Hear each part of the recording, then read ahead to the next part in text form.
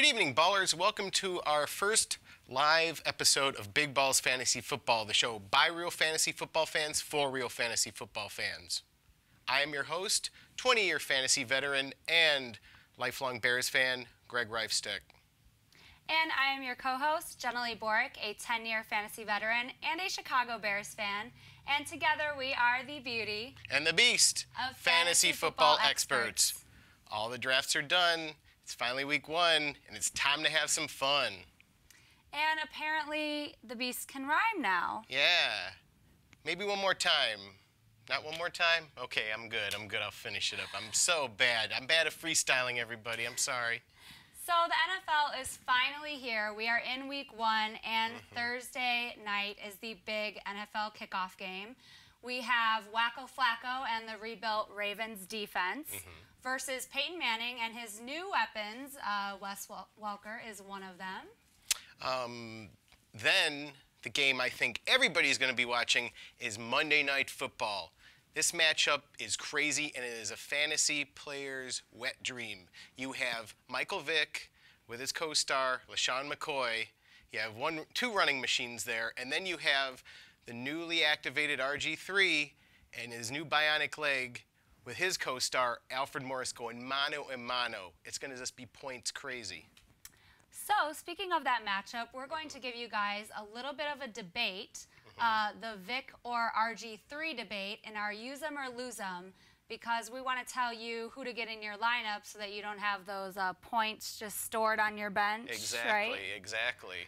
So I'm going to start off, and I would take Vick. And the reason, I have some reasons behind this. I would take Vick because, one, he looks a lot more comfortable and confident in Chip Kelly's offense. He had 456 yards and 2 touchdowns in the preseason, so not bad. And is RG3 in shape? Now, he might be in shape, but is he in football shape? Now, we all know that's a big difference. So he's just coming back. He hasn't had much practice. I don't know about that. And we also haven't seen everything that Chip Kelly has in store. He's already run an average of 75 plays on offense. That's true. So I know he's got a lot in store for Vick. So I would take Vick. I would take RG3, and I know I've been on the Michael Vick train, and I've even told people to take him for points later in the season. But in this game, I think you are looking at RG3 was Michael Vick. It's Michael Vick younger, and he has more awareness than Vick had back then. He's also faster. He's also now I know he can't throw as far as Vick. That's the one problem you're going to have. If you're looking for PPR, that's not where it's going to go. You're going to get it on the running. And I think he is well. I think he's going to be like AP.